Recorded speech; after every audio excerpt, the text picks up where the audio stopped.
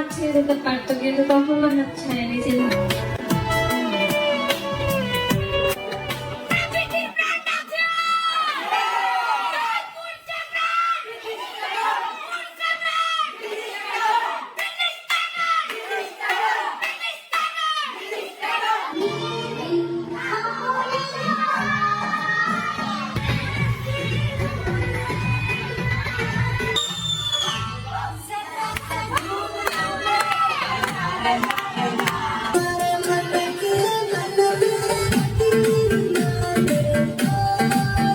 আজকে থেকে ফারহানা বিথির একটা নতুন পরিচয় হবে। মিষ্টি দিনে মিষ্টি কালার ড্রেস পরেছি মা মেয়ে।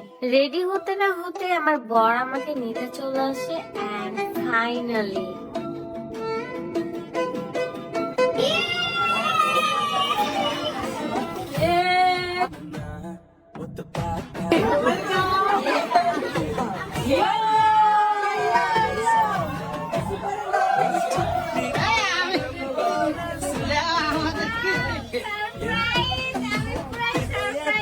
আমার এই ছোট্ট প্রোগ্রামটা আয়োজন করেছিলাম রাজশাহী টিপরা কমিউনিটি সেন্টার। আমি অনেক খুশি আপনারা সবাই আসছেন। কি উদ্দেশ্যে প্রোগ্রামটা করে আপনারা একটু পরে জানতে পারবেন। তো আমি চেষ্টা করেছি যে আমার ভালোবাসার মানুষগুলোকে একসাথে নিয়ে সেই রাস্তা দিয়ে আমি এগিয়ে যাব। তো আশা করি সবাই আমাকে সাপোর্ট করবেন, ভালোবাসবেন।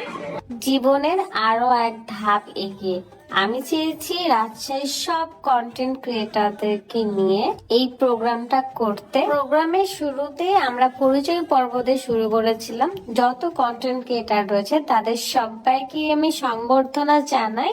এমনকি যে স্টেজে উঠবে তারই পেজ শো করবে মনিটরে, এই সিস্টেমটাও রেখেছিলাম। আমরা প্রজেক্টরের মাধ্যমে করতে চেয়েছিলাম, বাট প্রজেক্টর এখানে ইউজ করতে পারিনি। সবাইকে নিয়ে আজ অনেক খুশি আমি। এটা আমার একমাত্র ভাবি। তো রেডি, আমাদের লাইভে মিউজিক কি রেডি। প্রোগ্রামের মধ্যে একটু করে বিনোদনও রেখেছিলাম যাতে আমরা সবাই বোরিং না হয়ে যাই। সব প্রিয় মুখ আর ভালোবাসার মানুষগুলোকে সাথে নিয়ে আমি যে আরো এক ধাপ এগিয়ে যাব বা এটা নিয়ে কোনো প্রোগ্রাম করব কখনোই ভাবিনি। আমার বর তো অনেক বিজি ছিল, সবাই যে যার হাতে ওয়াকি টকি নিয়েছিল।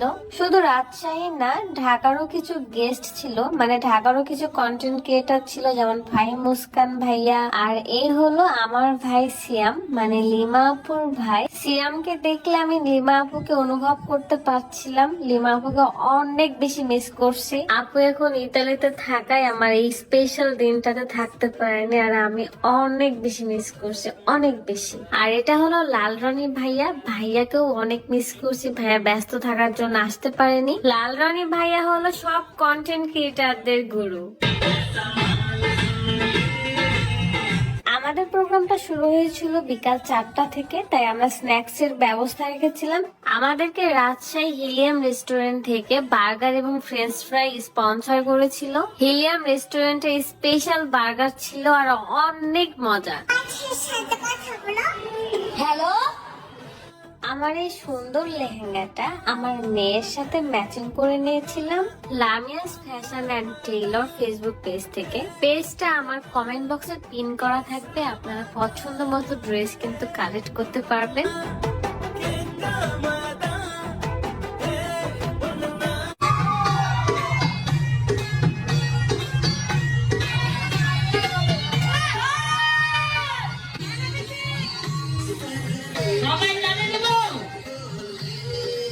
প্রোগ্রামের মাঝখানে আমি এখন আমার স্পেশাল কেক কাটবো, সেটা হচ্ছে আমার পেজের 1 মিলিয়ন ফলোয়ার উপলক্ষে। আমি জানতাম যে আমার 1 মিলিয়ন ফলোয়ার উপলক্ষে আজকে প্রোগ্রামটা করতেছি, বাট আমার হাজবেন্ড যে এত বড় একটা সারপ্রাইজ রেখেছে আমার জন্য, এটা আমার কল্পনারও বাইরে ছিল। আমি জানি না আপনারা বিশ্বাস করবেন কিনা, বাট আমার কাছে স্বপ্নের মতো ছিল আজকের এই দিন। 18 বছর বয়সে বিয়ে করেছিলাম, তাই তার মনেও নেই। জানি না সে ইউটিউবার ছিল, কিন্তু তারা আমাকে খুলে দেয়নি। আমি জানি না কেন।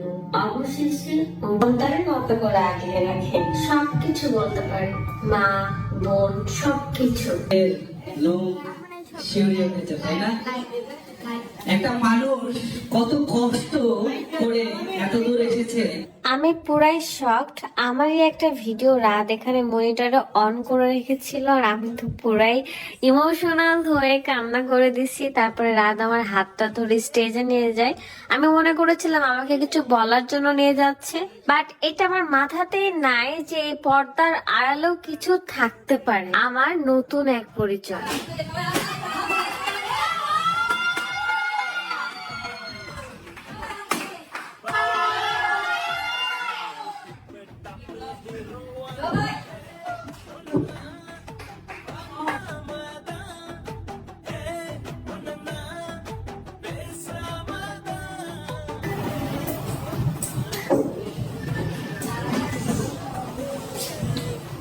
তুমি আমার বেঁচে থাকার মাধ্যম। ফারহানা বিথিস ব্র্যান্ড।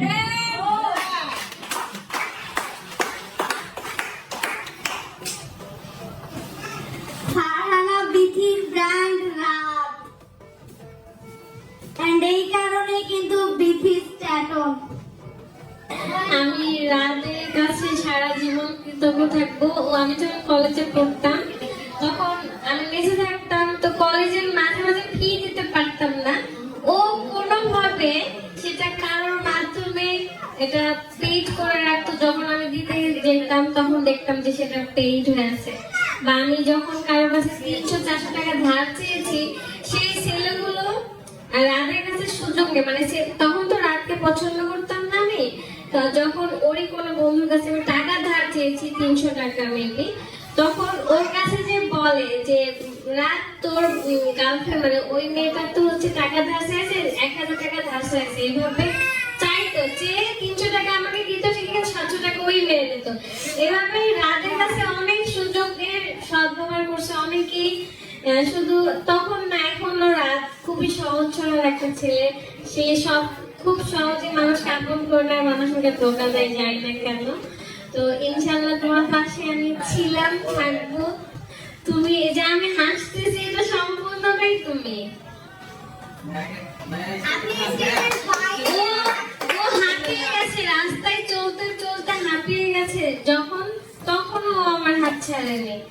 ও চাইলেও শেষ সময় আমার হাত ছেড়ে দিতে পারতো, কিন্তু কখনো হাত ছাড়েনি যে না, এই মেয়েটাকে আমি ছাড়বো না। ও সবসময় আমার পাশে ছিল, সব সময়। আর ওকে আমার ভালো লাগা একটাই কারণ, সবচেয়ে বেশি ওর চেহারাটা মায়াবী ছিল। আর ছিল মানে ভাইয়া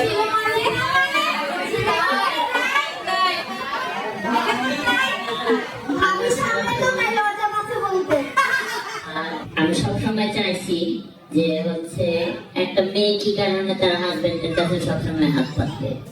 আমার এটা কখনো পছন্দ ছিল না। মিডিয়াতে কাজ করতে এমন না, যে কোনো ও চাইতো যে তুমি যে কোনো কিছু একটা করো, কিন্তু ঘরে বসে যা করা যায় করো। তুমি নিজের পায়ে দাঁড়াও। তুমি কেন আমার কাছে যাবে, কেন আমার বাবা মার কাছে চাইবা?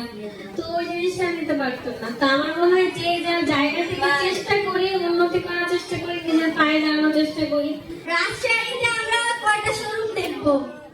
রাজশাহীতে কেন, আমরা পুরো বাংলাদেশে কয়টা শোরুম দেখতে চাই? প্রতিটা জেলায় জেলায় বিথিস ট্যাটন দেখতে চাই। আমার বরটা অনেক বেশি দুষ্টু, তাই তাকে ভালোবেসে আদর করে আমি ট্যাটন বলতাম। আর সেই ভালোবাসার নামটা দিয়ে সে আমার নামে ব্র্যান্ড দিয়ে দিল। আলহামদুলিল্লাহ। ভাইয়া ভাইয়া honestly I'm so proud of you also. ভাইয়া অনেক সাপোর্ট করে দিচ্ছে। এটাই genuine, এটাই করা উচিত as a partner. And thank you so much from me because এরকম সাপোর্ট বিথিকে আসলে দরকার ছিল।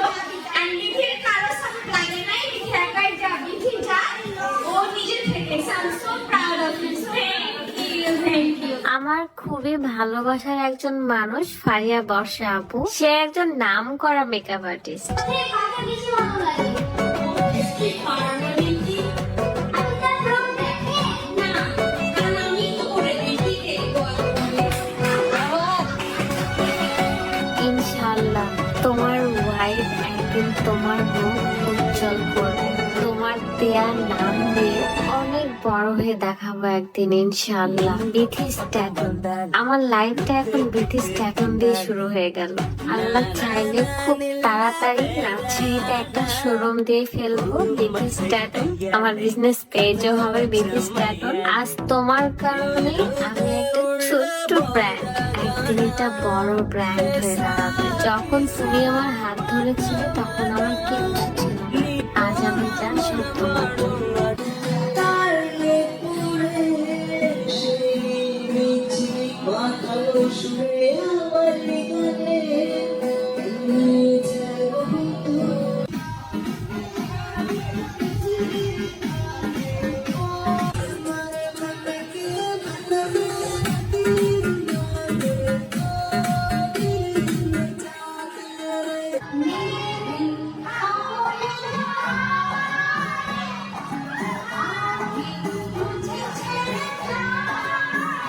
প্রোগ্রাম শেষে একটু খাওয়া দাওয়ার আয়োজন রেখেছিলাম। পোলাও, রোস্ট, ডিম, ডাল, সালাদ সবকিছুই ছিল। আমি এত বেশি টায়ার্ড ছিলাম তাই সবাই আমাকে এক লোকমা করে খাওয়াই দিচ্ছিল, আর এভাবেই আমার পেটটা ভরে যায়। সেই সাথে আপনাদের ভালোবাসা আর সাপোর্ট তো রয়েছে, যেটার জন্য আমি সাহস পাই সামনে এগিয়ে যাওয়ার জন্য। আশা করি সবাই আমার পাশে থাকবেন, এভাবেই ভালোবাসবেন, এভাবেই সাপোর্ট করবেন। প্রোগ্রামের পুরো ইভেন্টটার দায়িত্ব ছিল সজীব ভাইয়ার হাতে এবং আমাদের ক্যামেরাম্যান হিসেবে ছিল সন্দীপ ভাইয়া। সন্দীপ ভাইয়া অলওয়েজ পারফেক্ট ফটোগ্রাফার, যার পেজের নাম হচ্ছে টাইম আর্ট। সবাইকে অনেক অনেক ধন্যবাদ যারা আমার এই প্রোগ্রামটা ভালো করে উঠিয়ে দিয়েছেন। সজীব ভাইয়াকে স্পেশালি ধন্যবাদ। সজীব ভাইয়া ছাড়া হয়তো বাই প্রোগ্রামটা এত ভালো করে করতে পারতাম না। আমি সবার কাছে অনেক বেশি কৃতজ্ঞ।